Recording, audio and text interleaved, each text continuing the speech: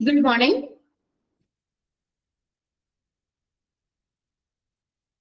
Good morning. കേൾക്കാൻ പറ്റുന്നില്ലേ?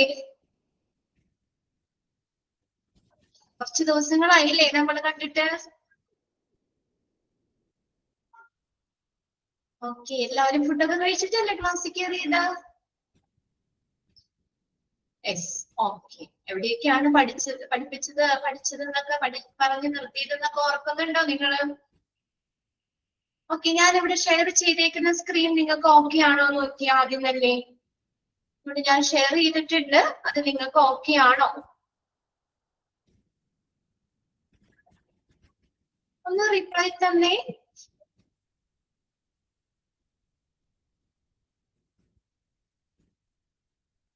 Yes, okay ആണ് അല്ലേ? ഇനി എന്തെങ്കിലും സ്ക്രീൻ കാണാൻ പറ്റായിരിക്കോ അങ്ങനെ എന്തെങ്കിലും ഉണ്ടെങ്കിൽ നിങ്ങളൊന്ന് മെസ്സേജ് ഇട്ടോളാം കേട്ടോ.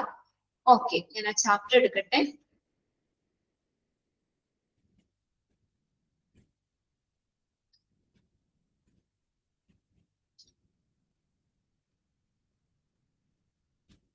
Hospital planning.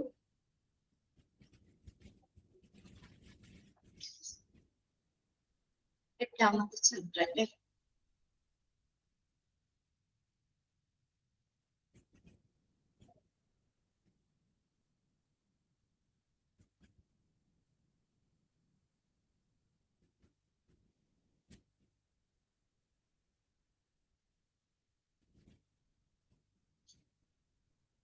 നിങ്ങൾ ടെക്സ്റ്റ് എടുത്തോളൂ കേട്ടോ. ടെക്സ്റ്റ് എടുത്ത് വെച്ചോ. ഞാനൊന്ന് എടുത്ത സെക്ഷൻ ഒന്ന് പ്രസന്റ് ചെയ്യട്ടെ കേട്ടോ.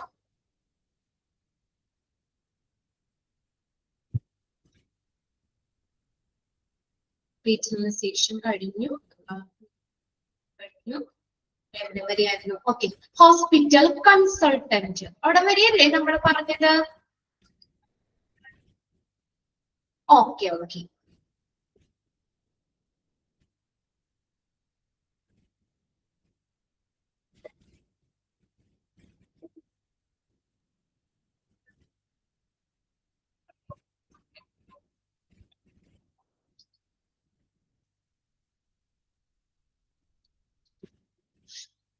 Hospital consultant. ഓക്കെ, ആ ഒരു സെക്ഷനിലെ നമുക്ക് എടുക്കാനുള്ളത്. എല്ലാവരും ടെക്സ്റ്റും കൂടി എടുത്ത് വെച്ചോട്ടോ. നമുക്ക് അണ്ടർലൈൻ ചെയ്തിടണം ഇമ്പോർട്ടന്റ് ആയിട്ടുള്ള സെക്ഷൻസ്. ഓക്കെ, അപ്പോ നമ്മൾ പറഞ്ഞത് ഹോസ്പിറ്റൽ കൺസൾട്ടന്റ്. ജസ്റ്റ് ആ പാരഗ്രാഫ് നോക്കാം. One of the most important in planning A new hospital. Page number എത്രയാ? ഞാൻ ഷെയർ ചെയ്തേക്കുന്നതിൽ പേജ് നമ്പർ ഇല്ല കേട്ടോ. ആരെങ്കിലും ഒന്ന് ഷെയർ ചെയ്ത് കൊടുത്തേ. പേജ് നമ്പർ ഒന്ന് ആതിരക്കുട്ടിക്ക് ഒന്ന് ഇട്ടുകൊടുത്തേ. 127 നിഷ ഫെമിലിയൊക്കെ ഇട്ടിട്ടുണ്ട്. 127ാമത്തെ പേജാണ് കേട്ടോ. ഹോസ്പിറ്റൽ പ്ലാനിംഗ് എന്ന് പറഞ്ഞ 8ാമത്തെ ചാപ്റ്റർ നമ്മളിപ്പോ ഡിസ്കസ് ചെയ്തുകൊണ്ടിരിക്കുന്നത്. 127. Okay, one of the most important in planning a new hospital or adding new facility in an existing hospital is the utilization of the competent hospital administrator or consultant. നോക്കിയേ, നമ്മളൊരു പുതിയ hospital plan ചെയ്യുമ്പോഴും അതുപോലെ existing hospital, ഇപ്പൊ നിലവിലുള്ള ഹോസ്പിറ്റലില് പുതിയ facilities add ചെയ്യുമ്പോഴും ആരെ ഉപയോഗപ്പെടുത്തണമെന്നാ പറഞ്ഞേക്കണേ?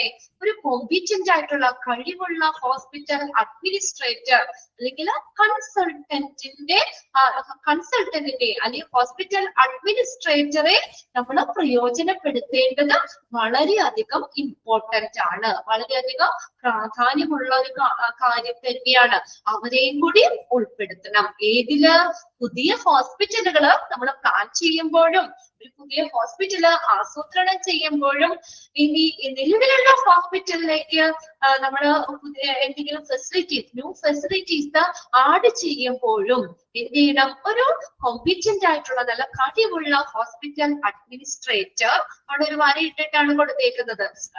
ഒരു ഡാഷ് കൺസൾട്ടന്റ് അവരുടെ സേവനം ഉപയോഗപ്പെടുത്തേണ്ടത് വളരെയധികം ഇമ്പോർട്ടന്റ് ആണ്. In Europe and the USA, a class of professionals called the hospital consultant. has emerged separate from the professional hospital administrator. ഇനി ഇവിടെ നോക്കിയേ, യൂറോപ്പിലും USA-ലും ഒരു കൂട്ടം പ്രൊഫഷണൽസ് ഉണ്ട്. അവിടെ അതിനെയാണ് നമ്മൾ എന്തെന്ന് പറഞ്ഞ ഹോസ്പിറ്റൽ കൺസൾട്ടന്റ് എന്ന് പറയുന്നത്. അത് നമ്മുടെ ഈ ഹോസ്പിറ്റൽ അഡ്മിനിസ്ട്രേറ്ററിൽ നിന്ന് വേറിട്ട് നിൽക്കുന്ന ഒരു പ്രൊഫഷണൽസ്. അപ്പൊ അവിടെ ഒരു പ്രത്യേക സെക്ഷൻ ഉണ്ടെന്നാ പറഞ്ഞേക്കുന്നത്. അപ്പൊ ഈ യൂറോപ്പിലും USA-ലും ആ ഒരു പ്രൊഫഷണൽസ് ആ ഒരു പ്രത്യേക കാറ്റഗറി അവിടെ കൊടുത്തേക്കുക. അതിനെയാണ് ഹോസ്പിറ്റൽ കൺസൾട്ടന്റ് എന്ന് പറയുന്നത് അവിടെ. അത് നമ്മുടെ ഈ പ്രൊഫഷണൽ ഹോസ്പിറ്റൽ അഡ്മിനിസ്ട്രേറ്ററിൽ നിന്ന് വേറിട്ട് നിൽക്കുന്ന ഒരു വിഭാഗമാണ്. അത് യൂറോപ്പിലും USA-ലും ഒരു കൂട്ടം, ഒരു ഗ്രൂപ്പ് ഓഫ് പ്രൊഫഷണൽസ്, അതിനാണ് ഹോസ്പിറ്റൽ കൺസൾട്ടന്റ് എന്ന് പറയുന്നത്. അത് നമ്മുടെ ഇവിടുത്തെ ഹോസ്പിറ്റൽ പ്രൊഫഷണൽ ഹോസ്പിറ്റൽ അഡ്മിനിസ്ട്രേറ്ററിൽ നിന്ന് ഒരു സെപ്പറേറ്റ് വിഭാഗം ഉണ്ടെന്നാണ് പറഞ്ഞേക്കുന്നത്. It is a matter of debate whether such strict compartmentalization is useful or even necessary. അപ്പൊ നമ്മൾ പറഞ്ഞത് എന്താ, രണ്ട് സെക്ഷൻ ഉണ്ട്. യൂറോപ്പിലും USA-ലും ഒരു പ്രൊഫഷണൽ, ഒരു ക്ലാസ് ഓഫ് പ്രൊഫഷണൽ, അതിനാണ് ഹോസ്പിറ്റൽ കൺസൾട്ടന്റ്. എന്നാൽ നമ്മുടെ ഇവിടെ ഹോസ്പിറ്റൽ അഡ്മിനിസ്ട്രേറ്റർ, അങ്ങനെ പ്രത്യേകം കാറ്റഗറി, ഒരു കമ്പാർട്ട്മെന്റലൈസേഷൻ ഉണ്ട്. അതിനാൽ അതിന് ഇത്തരം ഒരു സെപ്പറേഷൻ ആവശ്യമില്ല. അതിന്റെ അങ്ങനെ ഒരു സെപ്പറേഷൻ ആവശ്യമാണോ എന്നത് ഇപ്പോഴും ഒരു തർക്കമായി നിൽക്കുന്ന, ഡിബേറ്റ് നടന്നുകൊണ്ടിരിക്കുന്ന കാര്യമാണ്. ഒറ്റ ഇതുപോലെ അല്ലെങ്കിൽ അത് രണ്ട് സെപ്പറേറ്റ് കമ്പാർട്ട്മെന്റലൈസേഷൻ ആ ഒരു പ്രൊഫഷണൽസിന് വേണോ എന്നുള്ള കാര്യത്തില് ഇപ്പോഴും ഒരു തർക്കമായിട്ട് അത് ഇപ്പോഴും ചർച്ച ചെയ്തുകൊണ്ടിരിക്കുന്ന കാര്യമാണ്. ആ ഒരു കമ്പാർട്ട്മെന്റലൈസേഷൻ വേണോ എന്നുള്ളത്, യൂസ്ഫുൾ ആണോ, പ്രയോജനപ്രദമാണോ, അത് അത്യാവശ്യമാണോ എന്നുള്ള ചർച്ചകൾ ഇപ്പോഴും അത് നടന്നുകൊണ്ടിരിക്കുക. A professional trained as a hospital administrator with the adequate experience can profitably combine the job of hospital consultant and administrator. ഇനി നല്ലൊരു പ്രൊഫഷണലി ട്രെയിൻഡ് ആയിട്ടുള്ള ഹോസ്പിറ്റൽ അഡ്മിനിസ്ട്രേറ്റർക്ക് അത് എങ്ങനെയുള്ളതാ, ആവശ്യമുള്ള എക്സ്പീരിയൻസ് ഉള്ള, നല്ല എക്സ്പീരിയൻസ് ഉള്ള പ്രൊഫഷണലി ട്രെയിൻഡ് ആയിട്ടുള്ള ഹോസ്പിറ്റൽ അഡ്മിനിസ്ട്രേറ്റർമാർക്ക് എങ്ങനെയാണ് ചെയ്യാൻ, നമുക്ക് അവർക്ക് ആ കൺസൾട്ടന്റിന്റെ ജോലികള് ലാഭകരമായിട്ടും നല്ല രീതിയിലും മികച്ച രീതിയിലും ചെയ്യാൻ പറ്റും. പ്രൊഫഷണലി ട്രെയിൻഡ് ആയിട്ടുള്ള ഒരു ഹോസ്പിറ്റൽ അഡ്മിനിസ്ട്രേറ്റർക്ക് കൺസൾട്ടന്റിന്റെയും അഡ്മിനിസ്ട്രേറ്ററിന്റെ ഒക്കെ ജോലികള് മികച്ച രീതിയിൽ അവർക്ക് ചെയ്യാൻ പറ്റും. അപ്പൊ ഒരു പ്രത്യേക ഒരു കാറ്റഗറി വേണമെന്നില്ല എന്നാണ് അവിടെ പറഞ്ഞേക്കുന്നത് കേട്ടോ.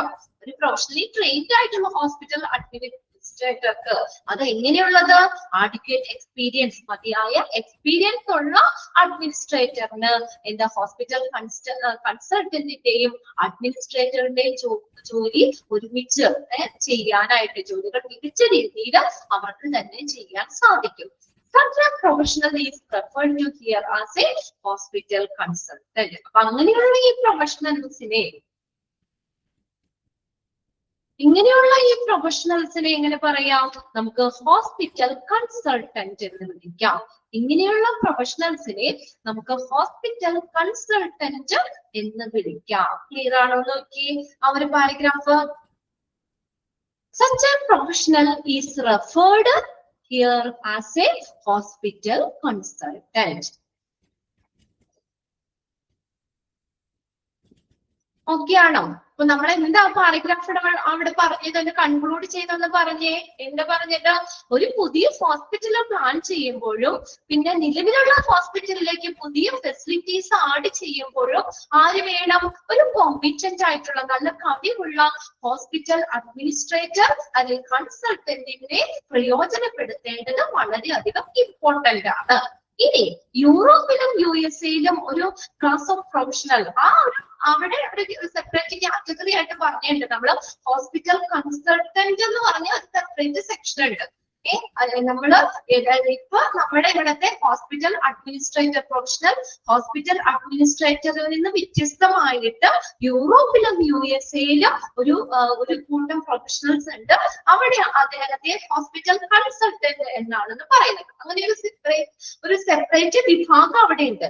ഇനി ഇവിടെ പറഞ്ഞേക്കുന്നത് എന്താണ്, അങ്ങനെ ഒരു കമ്പാർട്ട്മെന്റലൈസേഷൻ വേണോ എന്നുള്ള കാര്യം ഇപ്പോഴും തർക്ക വിഷയമായിട്ട് നടക്കുന്ന കാര്യമാണ്.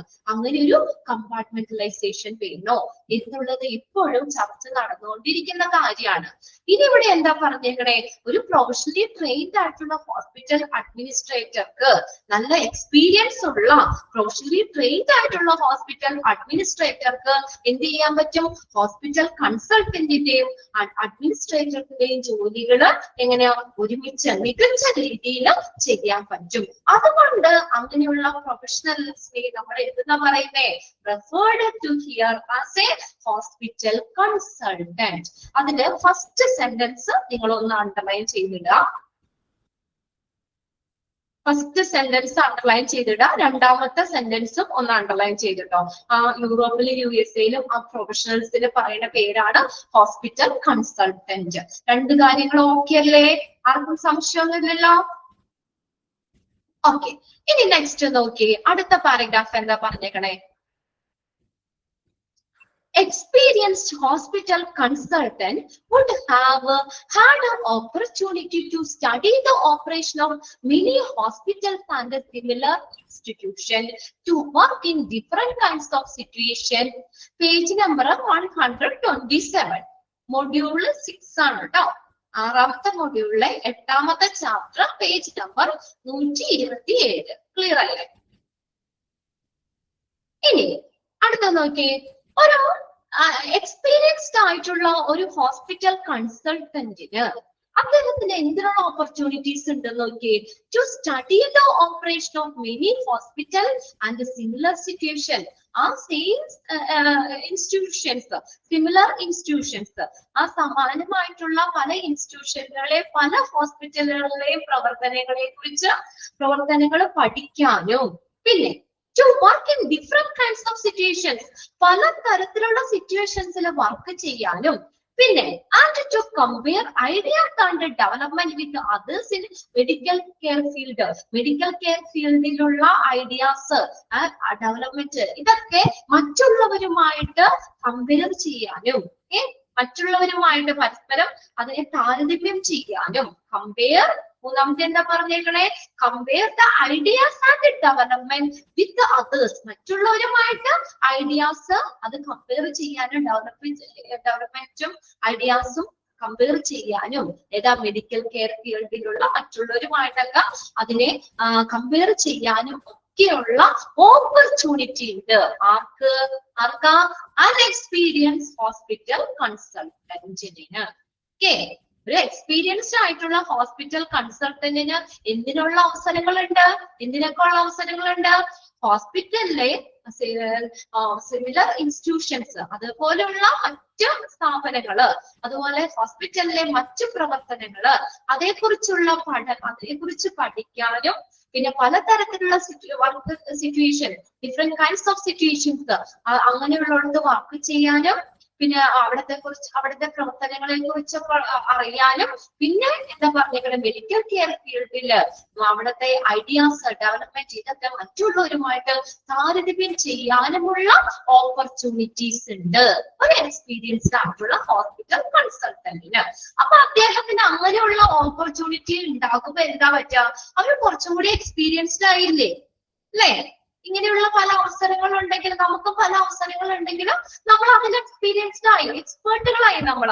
അപ്പൊ അങ്ങനെ അവർക്ക് ഇത്രയും ഓപ്പർച്യൂണിറ്റീസ് അവരുടെ മുന്നിലുണ്ട്. അപ്പൊ അങ്ങനെ വരുമ്പോ എന്താന്നൊക്കെ, he can approach a problem objectively. ഒരു പ്രശ്നം വന്നു കഴിഞ്ഞാൽ അദ്ദേഹത്തിന് വസ്തുനിഷ്ഠമായിട്ട് അതിനെ സമീപിക്കാൻ പറ്റും. And bring proper perspective both to problem solving and planning for the future. ഒരു പ്രശ്നത്തെ, അപ്പൊ അത്രയും എക്സ്പീരിയൻസ് ഉണ്ട് അദ്ദേഹത്തിന്, അല്ലെ? പല ഓപ്പർച്യൂണിറ്റി അദ്ദേഹത്തിന് ഉണ്ട്. അപ്പൊ അതിനനുസരിച്ച് നല്ല എക്സ്പീരിയൻസ് ഉണ്ട്. അപ്പൊ അങ്ങനെ ആ എക്സ്പീരിയൻസ് ഉള്ളത് കൊണ്ട് തന്നെ അദ്ദേഹത്തിന് എന്ത് ചെയ്യാൻ പറ്റും, ഒരു പ്രശ്നത്തെ വസ്തുനിഷ്ഠമായി കാണാനും, അതുപോലെ പ്രശ്ന പരിഹാരത്തിനും നമുക്ക് പ്രോബ്ലം സോൾവ് ചെയ്യാനും പ്രോബ്ലം സോൾവ് ചെയ്യാനും അതുപോലെ തന്നെ ഫ്യൂച്ചറിലേക്കുള്ള പ്ലാനിങ് അതിന് ശരിയായിട്ടുള്ള ഒരു പെർസ്പെക്റ്റീവ് എന്ന് പറഞ്ഞാൽ എന്താ ഒരു കാഴ്ചപ്പാട് അതിനും ഒരു കാഴ്ചപ്പാട് കൊണ്ടുവരാനും അദ്ദേഹത്തിന് കഴിയും. ക്ലിയർ ആവുന്നുണ്ടോ പറയണേ? അദ്ദേഹത്തിന് ഇങ്ങനെ കുറച്ച് 3 കാര്യങ്ങൾ നമ്മൾ അവിടെ പറഞ്ഞു. അങ്ങനെ ഓപ്പർച്യൂണിറ്റി ഉള്ളത് കൊണ്ട് അദ്ദേഹത്തിന് എന്ത് ചെയ്യാൻ പറ്റും?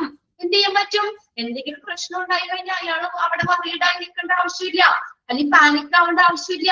ഇത്രയും എക്സ്പീരിയൻസ്ഡ് ഉണ്ട്, ഇത്രയും അവസരങ്ങളുണ്ട് അദ്ദേഹത്തിന് പല ഹോസ്പിറ്റലിലെ പ്രവർത്തനങ്ങളൊക്കെ പഠിക്കാനും. അപ്പൊ അങ്ങനെയൊക്കെ ആകുമ്പോ അയാൾ എക്സ്പീരിയൻസ് ആയി.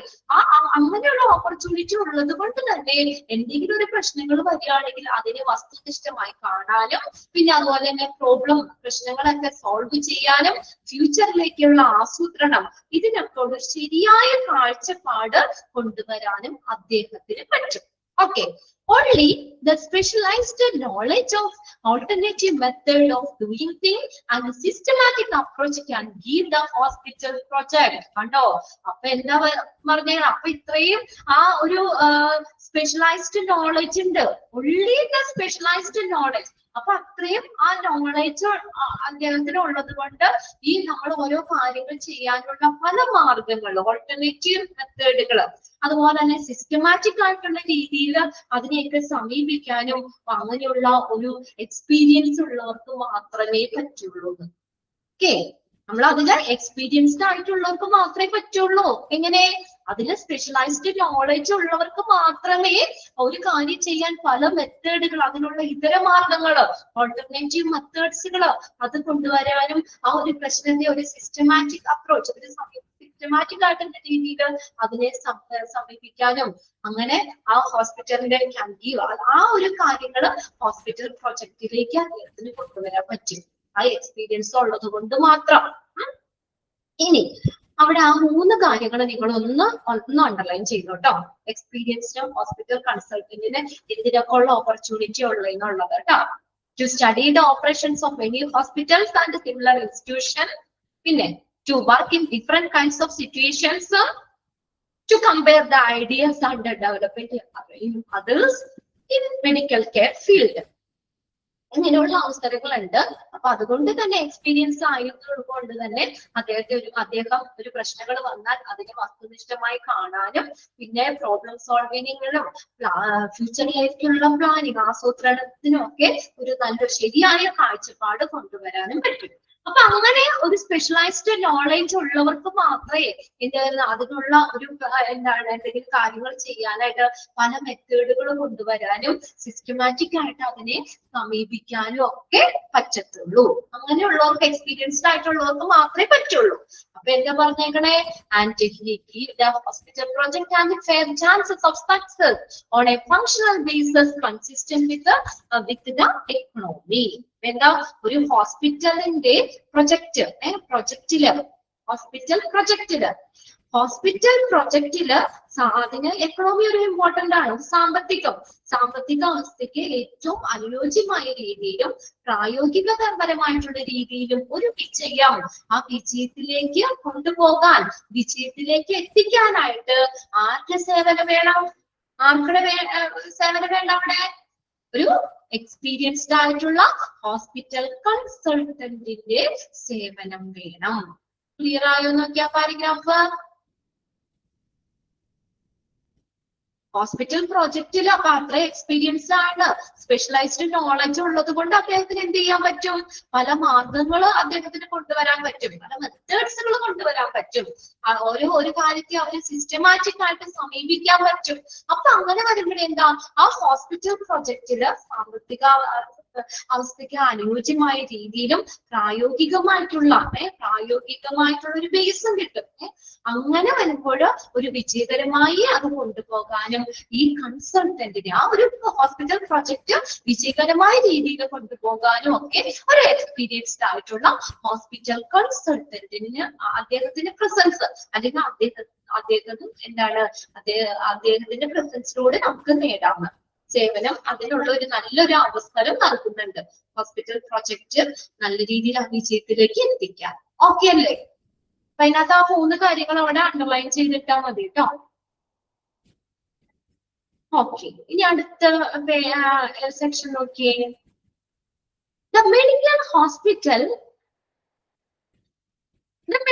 hospital consultant is able to provide experience guidelines in areas which cover. ഒരു ഹോസ്പിറ്റൽ മെഡിക്കൽ ഹോസ്പിറ്റൽ കൺസൾട്ടന്റിന് താഴെ പറയുന്ന മേഖലകളിൽ അവിടെ കുറച്ച് ഡോക്ടർ ഭർത്താവിന് കൊടുത്തിട്ടില്ലേ, ഈ പറയുന്ന കാര്യങ്ങളില് എന്ത് ചെയ്യാൻ പറ്റും? ഒരു ഗൈഡ് ലൈൻസ് കൊണ്ടുവരാൻ പറ്റും, ഒരു മാർഗനിർദ്ദേശങ്ങൾ നൽകാൻ പറ്റും. ആർക്കാണ്? മെഡിക്കൽ ഹോസ്പിറ്റൽ കൺസൾട്ടന്റിന്. is able to provide experienced guidelines. നല്ലൊരു മാർഗനിർദ്ദേശം കൊണ്ടുവരാൻ പറ്റും. എവിടെ? ഈ ഏരിയ വിച്ച് കവർ, ഈ താഴെ പറയുന്ന മേഖലകളിൽ ഒരു ഗൈഡ് ലൈൻസ് നൽകാൻ പറ്റും. ഏതൊക്കെ ഏരിയകളിലാന്ന് നോക്കി, അതും ഒന്ന് നോട്ട് ചെയ്തോട്ടോ. Local and regional survey of medical and health care. Local and regional survey of medical and health care. ഇതിനെ കുറിച്ചുള്ള ലോക്കൽ പ്രാദേശികമായിട്ടുള്ള റീജിയണൽ ആയിട്ടുള്ള സർവേ മെഡിക്കൽ ആൻഡ് ഹെൽത്ത് കെയറില്, ലോക്കൽ റീജിയണൽ സർവേകള്, അതിൽ ആ സർവേയിലേക്ക് ഒരു മാർഗനിർദ്ദേശം കൊടുക്കാൻ പറ്റും മെഡിക്കൽ ഹോസ്പിറ്റൽ കൺസൾട്ടന്റിന്. ഇനി analysis of the demand and needs for the hospital facilities. ഇനി ഹോസ്പിറ്റലിന്റെ സൗകര്യങ്ങള്, അതിന്റെ ആവശ്യകതയും ഡിമാൻഡും അത് അനലൈസ് ചെയ്യാം. ഡിമാൻഡ് കൃത്യമായിട്ട് വിലയിരുത്തുക. അപ്പൊ അതില് എന്താണ്? അതിലും ഒരു ഗൈഡ് ലൈൻസ് നൽകാൻ പറ്റും. അനാലിസിസ് ഓഫ് ദ ഡിമാൻഡ്, ആവശ്യകതകള്, and need for hospital facilities. Hospital ഫെസിലിറ്റീസിന് ഇനി എന്തൊക്കെ കാര്യങ്ങൾ വേണം, അതിന്റെ ആവശ്യകത, ഇതൊക്കെ വിലയിരുത്താൻ പറ്റും. അപ്പൊ അതിന് ഒരു ഗൈഡ് ലൈൻസ് കൊടുക്കാൻ പറ്റും. Then assessment of the extent and range of service required. Assessment, assess ചെയ്യാന്ന് വെച്ചാൽ വിലയിരുത്തുക. Of the extent and range of service required. ആ വ്യാപ്തിയും അതുപോലെ തന്നെ റേഞ്ച്, ആ ഒരു പരിധിയും, ഇതിന്റെ സർവീസ് ആവശ്യമായിട്ടുള്ള സർവീസ്, അതിന്റെ ഒരു വ്യാപ്തിയും പരിധിയും അസസ് ചെയ്യാൻ പറ്റും. Then equipment selection. ഏതൊക്കെ എക്യുപ്മെന്റ്സുകൾ വേണം ഹോസ്പിറ്റലിലേക്ക്, അതിന്റെ സെലക്ഷനില് ഒരു ഗൈഡ് ലൈൻസ് നൽകാൻ പറ്റും. Then administrative and organizational relationship. Administrative, organizational തലങ്ങളിലുള്ള റിലേഷൻഷിപ്പ്, ബന്ധങ്ങള് കൈകാര്യം ചെയ്യാൻ പറ്റും. Administrative and organizational relationship. Administrative ആയിട്ടുള്ള ഓർഗനൈസേഷണൽ തലങ്ങളിലുള്ള ബന്ധങ്ങള് കൈകാര്യം ചെയ്യാൻ പറ്റും. അപ്പൊ ഈ പറയുന്ന കാര്യങ്ങളിലൊക്കെ ഒരു മെഡിക്കൽ ഹോസ്പിറ്റൽ കൺസൾട്ടന്റിന് ഒരു ഗൈഡ് ലൈൻസ് കൊടുക്കാൻ പറ്റും. വായിച്ചു നോക്കിയേ.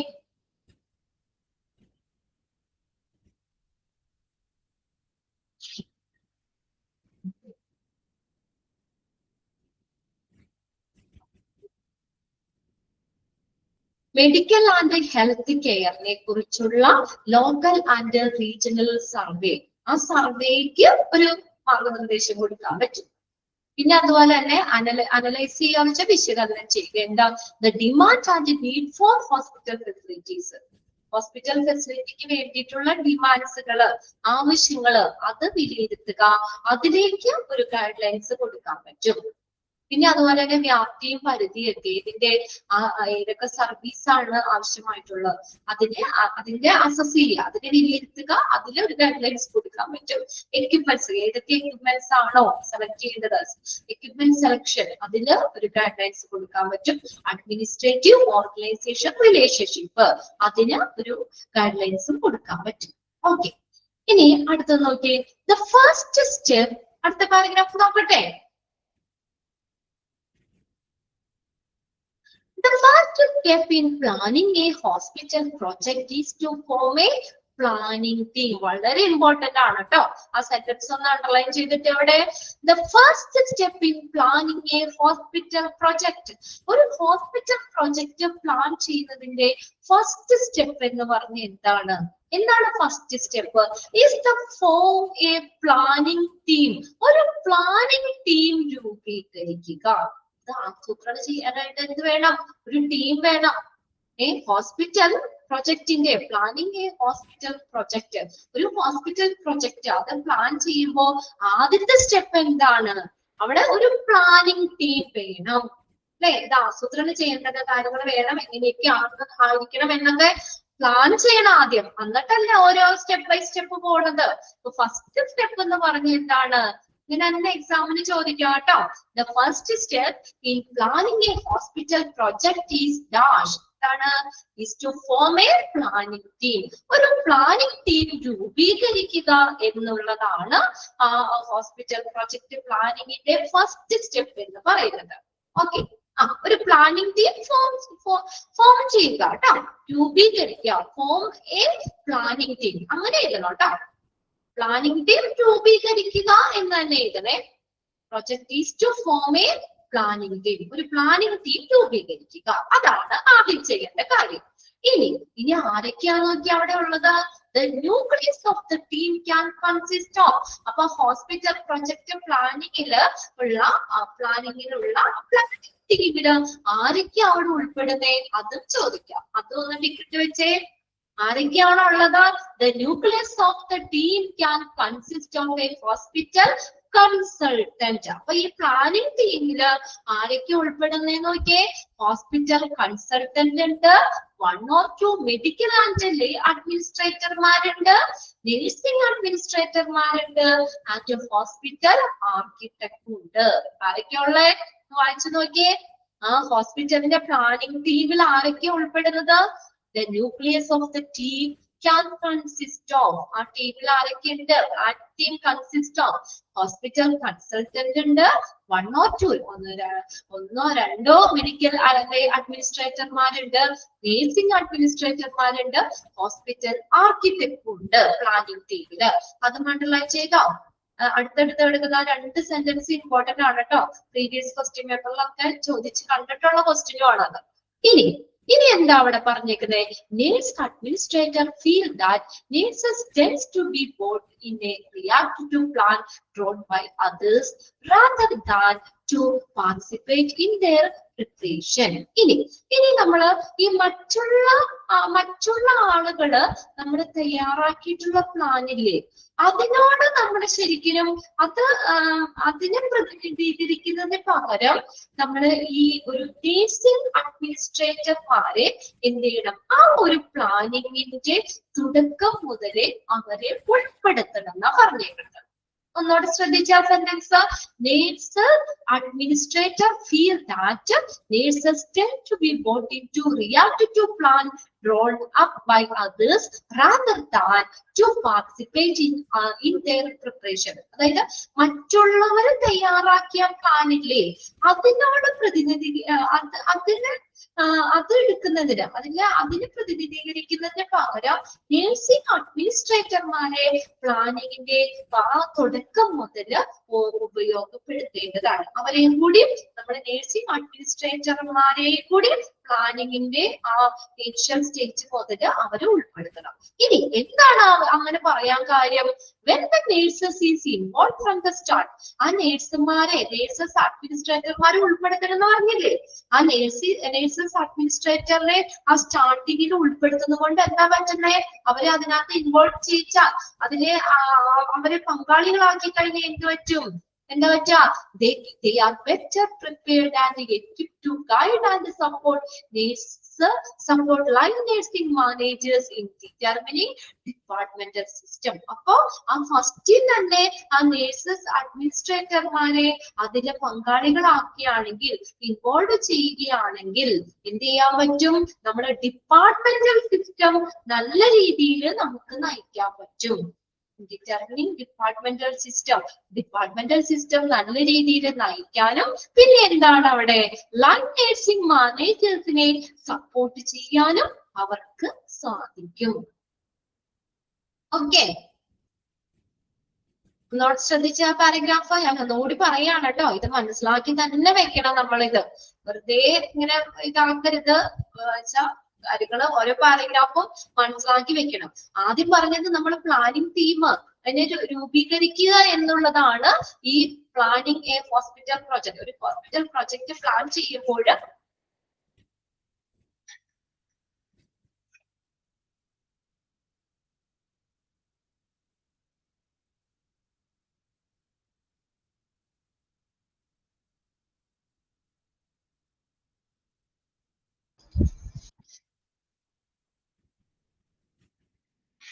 ഓക്കെ, അവിടെ ജസ്റ്റ് എന്നാ ടെക്നിക്കൽ പിള്ളേർ ഒന്ന് വിളിച്ചതാണ് കേട്ടോ.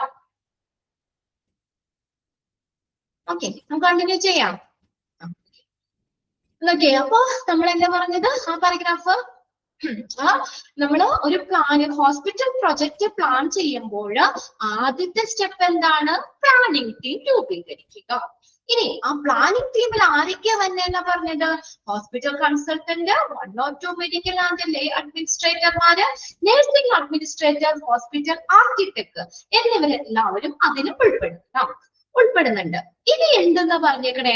ആ നേഴ്സ് അഡ്മിനിസ്ട്രേറ്റർമാരെ ആ പ്ലാനിങ്ങിന്റെ പ്ലാനിങ് ടീമിന്റെ അല്ലെങ്കിൽ ആ ഹോസ്പിറ്റൽ പ്ലാനിങ് പ്രോജക്റ്റിന്റെ ആദ്യ ഘട്ടത്തില് തുടക്കം മുതലേ അവരെ ഉൾപ്പെടുത്തണം. അതായത് മറ്റുള്ളവരുടെ ആ പ്ലാനുകളോട് പ്രതിനിധീകരിക്കുന്നത് പകരം അവരെ നേഴ്സസ് അഡ്മിനിസ്ട്രേറ്റർമാരെ ആദ്യം തന്നെ അതിൽ ഉൾപ്പെടുത്തണം. എന്താ? ആ നേഴ്സസ് അഡ്മിനിസ്ട്രേറ്റർമാരെ നമ്മൾ ആദ്യം അതിൽ ഉൾപ്പെടുത്തുമ്പോൾ എന്താ നമുക്ക് ഗുണം? ഡിപ്പാർട്ട്മെന്റൽ സിസ്റ്റം നല്ല രീതിയിൽ നമുക്ക് ആ ഡിപ്പാർട്ട്മെന്റൽ സിസ്റ്റം നല്ല രീതിയിൽ നയിക്കാനും പിന്നെ ലൈഫ് നഴ്സിംഗ് മാനേജേഴ്സിനെ സപ്പോർട്ട് ചെയ്യാനും പറ്റും. അതൊന്ന് അണ്ടർലൈൻ ചെയ്തു കേട്ടോ. Support the line nursing managers. Guide and support the line nursing managers in determining departmental system. Okay. In determining departmental system നിർണ്ണയിക്കുന്ന നമ്മുടെ ലൈൻ നഴ്സിംഗ് മാനേജേഴ്സിനെ സപ്പോർട്ട് ചെയ്യാനും ഗൈഡ് ചെയ്യാനും നല്ല രീതിയിൽ നയിക്കാനും പറ്റും. എന്തുകൂടി വരികയാണെങ്കിൽ ആ നേഴ്സ് അഡ്മിനിസ്ട്രേറ്റർമാര് ആ പ്ലാനിങ്ങിന്റെ ഫസ്റ്റ് സ്റ്റേജിൽ തുടക്കം മുതൽ അവരെ ഉൾപ്പെടുത്തുകയാണെങ്കിൽ അണ്ടർലൈൻ ചെയ്തത് to guide and support the line nursing managers. Okay, അത്ര മതി. ഓക്കെ അല്ലേ? ആർക്കും സംശയമില്ല അല്ലെ ആ പാരഗ്രാഫ്? ഓക്കെ, ഇനി അടുത്ത എന്താ പറയണേ നോക്കി. It has been suggested by some that a social scientist and even a health education should form a part of the planning team. ഇനി എന്താ? ഇത് കുറച്ച് ആളുകൾ സജസ്റ്റ് ചെയ്യാറുണ്ടെന്ന്. ആരെയും കൂടി ഉൾപ്പെടുത്തണമെന്ന്? social scientist and even health education should form. health educationist എന്നാക്കിക്കോട്ടോ. അത് നിങ്ങളുടെ text ഒന്ന് നോക്കിയേ. educationist, EDUCATIONIST എന്ന് കൂടി ചേർക്കാം കേട്ടോ. IST, educationist, IST എന്നും കൂടി അവിടെ ചേർക്കാം. അപ്പൊ കുറച്ചുപേര് സജസ്റ്റ് ചെയ്യാറുണ്ട്, നിർദ്ദേശിക്കാറുണ്ട്. അപ്പൊ ആരെയും കൂടി ആ പ്ലാനിങ് ടീമില് ആരെയും കൂടി ഉൾപ്പെടുത്തണമെന്ന്? സോഷ്യൽ സയന്റിസ്റ്റിനെയും ഹെൽത്ത് എഡ്യൂക്കേഷനിസ്റ്റിനെയും കൂടി ഉൾപ്പെടുത്തണമെന്ന് ആ പ്ലാനിങ് ടീമിലെ ഒരു പാർട്ടാക്കണം, ഒരു ഭാഗമാക്കണം എന്ന് കുറച്ചു പേര് സജസ്റ്റ് ചെയ്യാറുണ്ട്. നമുക്ക് while their value in national health planning cannot be denied, their association with the planning team at the hospital level is unlikely to improve the effectiveness of the team.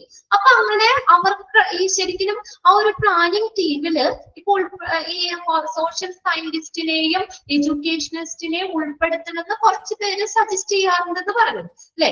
അപ്പൊ അവർക്കുടെ പങ്ക് ശരിക്കും നമുക്ക് തള്ളിക്കളയാൻ പറ്റില്ലെങ്കിലും തള്ളിക്കളയാനാവില്ലെങ്കിലും ഒരു കാര്യമുണ്ട്.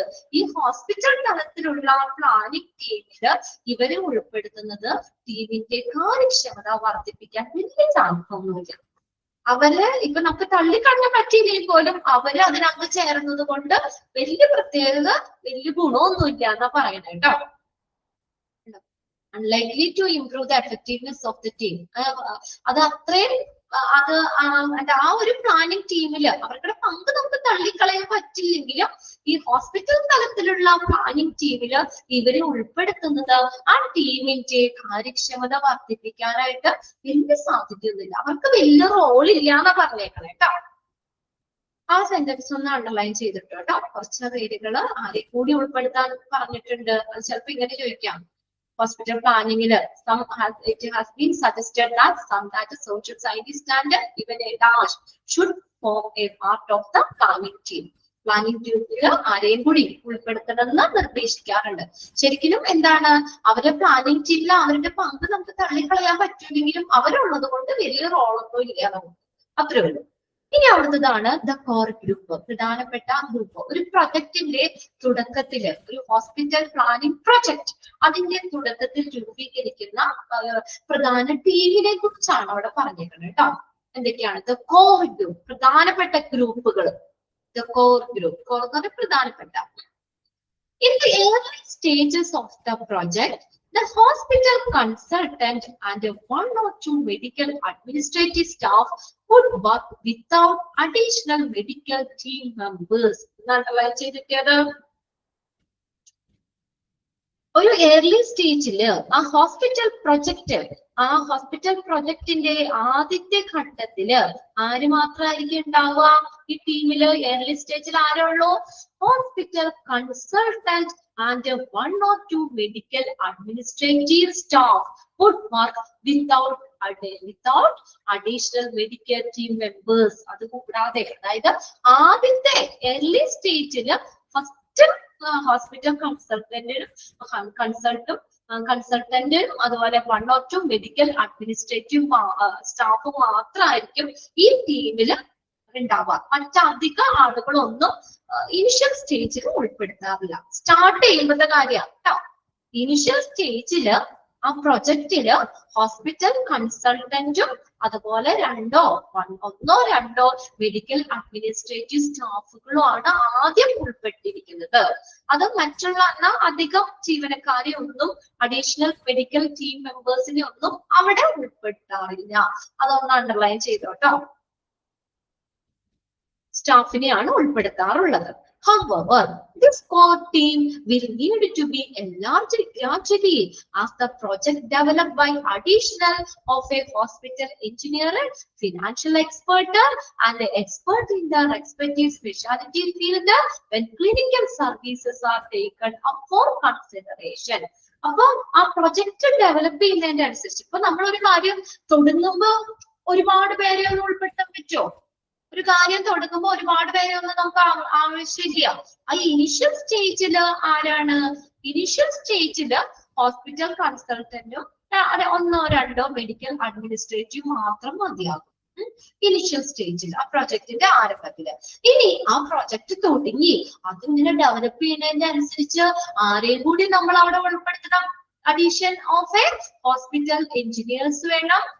പ്രൊജക്ട് ഡെവലപ്പ് ചെയ്യുന്നതിന്റെ അനുസരിച്ച് hospital engineers, financial expert and expert in respective speciality field, പ്രത്യേക സ്പെഷ്യൽ ഫീൽഡിൽ വർക്ക് ചെയ്യുന്ന എക്സ്പേർട്ടുകള്, ക്ലിനിക്കൽ സർവീസസ്, ഇവരെല്ലാവരെയും എന്ത് ചെയ്യണം? നമ്മൾ കൺസിഡർ ചെയ്യണം. ഇനി പ്ലാനിംഗ് റിക്വേഴ്സ് ഓക്കെ അല്ല? അത് സംശയമില്ല അല്ലെ?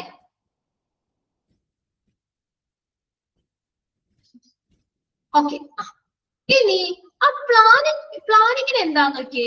Planning require understanding of the nature of activities and their impact on each other. ഇനി പ്ലാനിങ്ങിന് എന്താവശ്യമാണ്? എന്താവശ്യമാണ്? ദ നേച്ചർ ഓഫ് ആക്ടിവിറ്റീസ്, അവിടുത്തെ പ്രവർത്തനങ്ങൾ, അതിന്റെ നേച്ചർ എന്താന്ന് മനസ്സിലാക്കണം അല്ലെ? നമ്മൾ വെറുതെ ഒരു പ്ലാൻ ചെയ്താൽ പോരല്ലോ. പ്ലാൻ ചെയ്യുമ്പോൾ നമ്മൾ എന്ത് ചെയ്യണം? പ്ലാനിങ്ങിന് എന്താ ആവശ്യമാണ്? Understanding of the nature of activities. നമ്മൾ ആ ഒരു അവിടുത്തെ പ്രവർത്തനങ്ങള് അതിന്റെ നേച്ചർ എന്താണെന്ന് മനസ്സിലാക്കണം.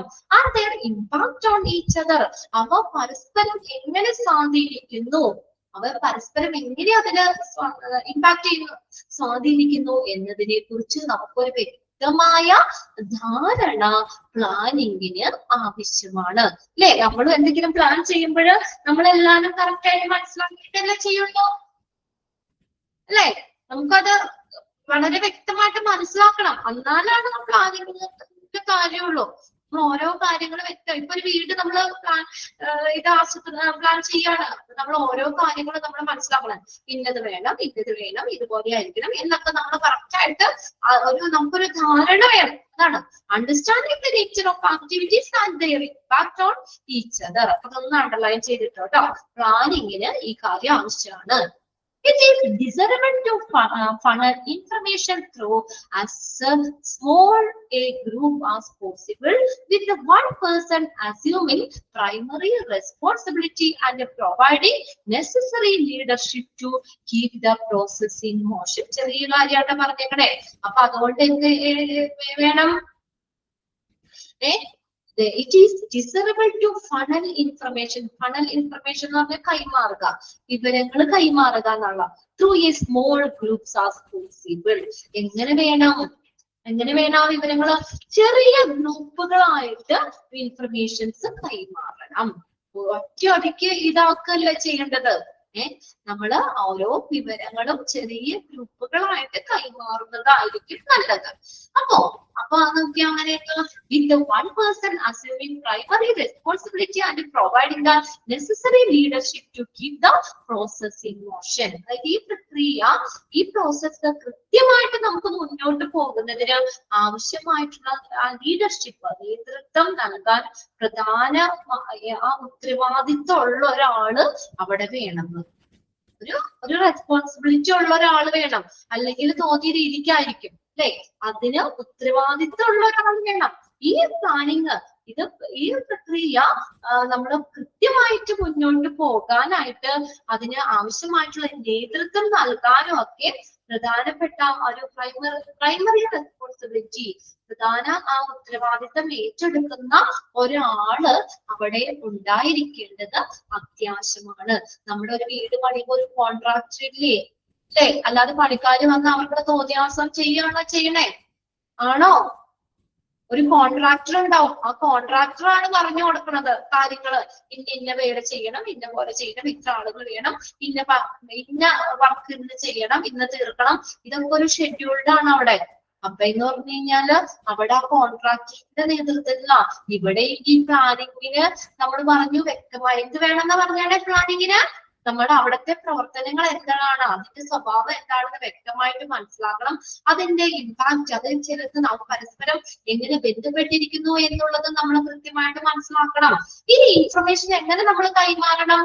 ത്രൂ എ സ്മോൾ ഗ്രൂപ്പ്, ചെറിയ ഗ്രൂപ്പുകളായിട്ട് ആ വിവരങ്ങൾ കൈമാറണം. അപ്പോ അവിടെ ആര് വേണം? അതിന് ഒരു ഉത്തരവാദിത്തപ്പെട്ട പ്രധാന നേതൃത്വം നൽകാനും ഒക്കെ എന്താണ്, അതിന് ഒരു ഉത്തരവാദിത്തപ്പെട്ട ഒരാള് വേണം. അവര് ഒരു പ്ലാനിങ് പ്രോസസ്സിൽ ഉണ്ടായിരിക്കേണ്ടത് അത്യാവശ്യമായിട്ടുള്ള കാര്യമാണ്.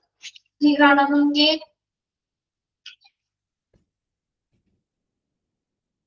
ഓക്കെയാണ്. ആ ഫസ്റ്റ് സെന്റൻസ് ഒന്ന് അണ്ടർലൈൻ ചെയ്തു കേട്ടോ അവിടെ.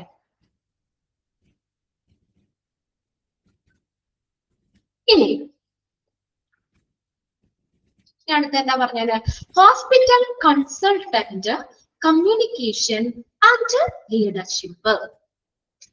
ഹോസ്പിറ്റൽ കൺസൾട്ടന്റ്, അവർക്കുടെ കമ്മ്യൂണിക്കേഷൻ, അതുപോലെ ലീഡർഷിപ്പ്, നേതൃത്വം. എന്തൊക്കെ കാര്യങ്ങളാണ് നോക്കി? Funding bodies. ആരാ ഫണ്ടിങ് ബോഡി എന്ന് പറഞ്ഞാൽ എന്താ? ഒരു ഹോസ്പിറ്റലിന്റെ പ്ലാനിങ്ങില് പല ഘട്ടങ്ങളിൽ പൈസ നൽകുന്നവരാണ് ഫണ്ടിങ് ബോഡി എന്ന് പറയുന്നത്. ഫണ്ട് തരുന്നവരില്ലേ, അങ്ങനെ ഓർത്താൽ മതിയല്ലോ. ഒരു ഹോസ്പിറ്റലിന്റെ പ്ലാനിങ്ങിന്റെ പല ഘട്ടത്തില് പൈസ ഫണ്ട് തരുന്നവരാണ് ഫണ്ടിങ് ബോഡി. ഇപ്പൊ government and community agency, government and community agencies, professional and social groups, ഇവരെല്ലാവരും പ്ലാനിങ്ങിന്റെ വിവിധ ഘട്ടത്തില് അതിനകത്ത് ഇൻവോൾവ് ചെയ്യേണ്ട, അതിൽ പങ്കാളികളാകുന്നുണ്ട്. ആരൊക്കെയുള്ള? ഫണ്ടിങ് ബോഡി ഉണ്ട്, ഗവൺമെന്റ് ആൻഡ് കമ്മ്യൂണിറ്റി ഏജൻസി ഉണ്ട്, പ്രൊഫഷണൽ ആൻഡ് സോഷ്യൽ ഗ്രൂപ്പ്സ്. ഇവരെല്ലാവരും ഹോസ്പിറ്റലിന്റെ ആ പ്ലാനിങ്ങിന്റെ വിവിധ ഘട്ടങ്ങളില് പങ്കാളികളാകുന്നുണ്ട്. Suppliers and consumers who are all involved at various stages of the planning process fail to communicate effectively.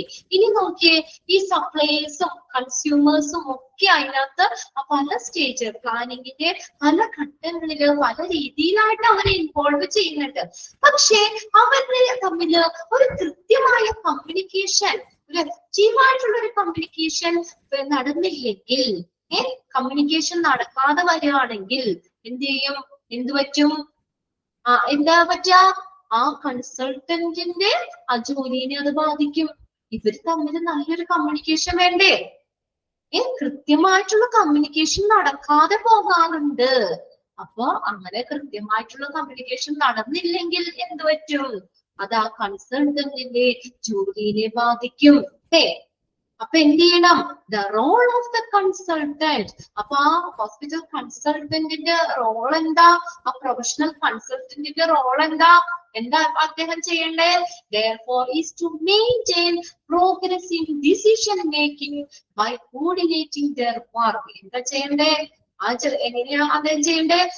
ഇവരുടെ എല്ലാവരുടെയും പ്രവർത്തനങ്ങളെ ഏകോപിപ്പിച്ചുകൊണ്ട്, കോർഡിനേറ്റ് ചെയ്തുകൊണ്ട് തീരുമാനങ്ങൾ എടുക്കുന്നതിൽ പുരോഗതി നിലനിർത്തുക.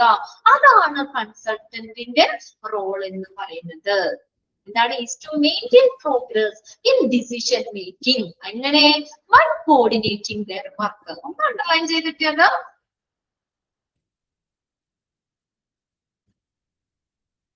ഓക്കെ ആണോ നോക്കിയേ? എന്താ നമ്മൾ പറഞ്ഞത്? ഫണ്ടിംഗ് ബോഡികള്, government and community agency, professional social groups, ഇവരെല്ലാവരും എന്തിന്? ഈ പ്ലാനിങ്ങിന്റെ പല ഘട്ടത്തില് പങ്കാളികളാകുന്നുണ്ട്. അത് കൂടാതെ സപ്ലയേഴ്സും കൺസ്യൂമേഴ്സും ഒക്കെ പല സ്റ്റേജുകളില് അവരതിൽ ഉൾപ്പെടുന്നുണ്ട്.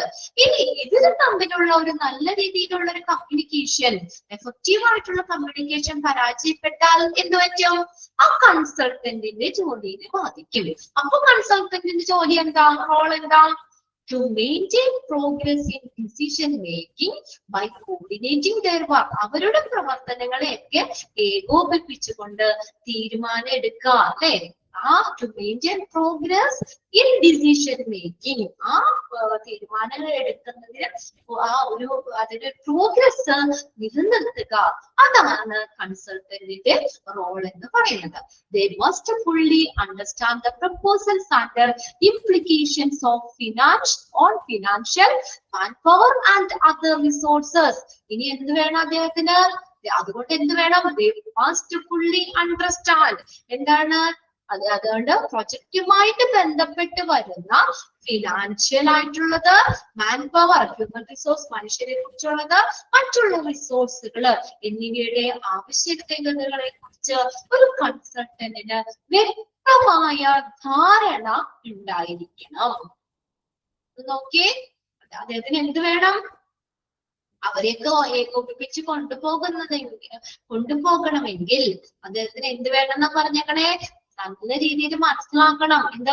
ഫിനാൻഷ്യല്, മാൻ പവർ, മറ്റുള്ള റിസോഴ്സുകള് എന്നിവയെ കുറിച്ചും അതിന്റെ ആവശ്യകതയെ കുറിച്ചും ഒക്കെ ഒരു ഹോസ്പിറ്റൽ കൺസൾട്ടന്റിന് വ്യക്തമായിട്ടുള്ള ധാരണ ഉണ്ടായിരിക്കേണ്ടത് അത്യാവശ്യമാണ്.